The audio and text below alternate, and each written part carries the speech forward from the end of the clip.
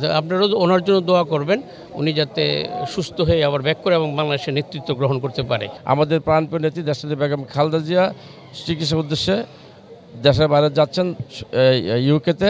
গণ আন্দোলনের পরে যে এনভায়রনমেন্টটা তৈরি হয়েছে, এটা টোটাল বিষয়টাই একটা উপরের আরোপিত বিষয়, কিংবা আল্লাহর যে প্রতিশোধটা, আল্লাহর যে বিষয়টা, এটা নির্ধারিত থাকে। বিষয়টা হলো যে বেগম খালেদা জিয়া, আপনারা যেটা জানেন যে উনি আমাদের আমাদের পারিবারিকভাবে ঘনিষ্ঠ, এবং আমি দীর্ঘ সময় ধরে মানে ওনার সংগ্রাম রাষ্ট্র পরিচালনার সাথে মানে আমি সরাসরি দেখেছি আর কি। তো এটা একটা আমি যেটা মনে করি যে এই গণ আন্দোলনের পরে যে এনভায়রনমেন্টটা তৈরি হয়েছে, এটা টোটাল বিষয়টাই একটা উপরের আরোপিত বিষয়। আপনারা জানেন যে কোনো কিছুই কিন্তু ছেড়ে যায় না, মানে ঈশ্বর কিংবা আল্লাহর যে প্রতিশোধটা, আল্লাহর যে বিষয়টা, এটা নির্ধারিত থাকে।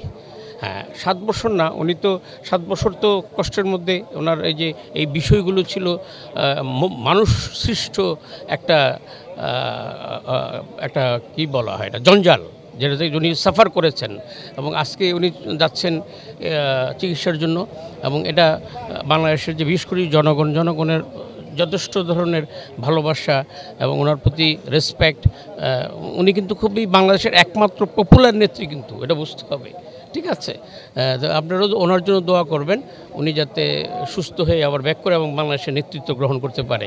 আমিও আশা করি যে উনি সুস্থ হয়ে ব্যাক করবে। আপনারা জানেন আমাদের প্রাণপ্রিয় নেত্রী দেশনেত্রী বেগম খালেদা জিয়া দীর্ঘদিন যাবৎ অসুস্থ।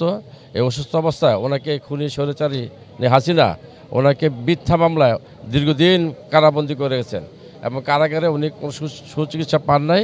উনি শারীরিকভাবে অত্যন্ত দুর্বল। এই জন্য আজকে মহান আল্লাহর কাছে শুকরিয়া আদায় করতেছি যে আজকের এই দিনে আমাদের প্রাণপ্রিয় নেত্রী দেশনেত্রী বেগম খালেদা জিয়া চিকিৎসার উদ্দেশ্যে দেশের বাইরে যাচ্ছেন ইউকেতে।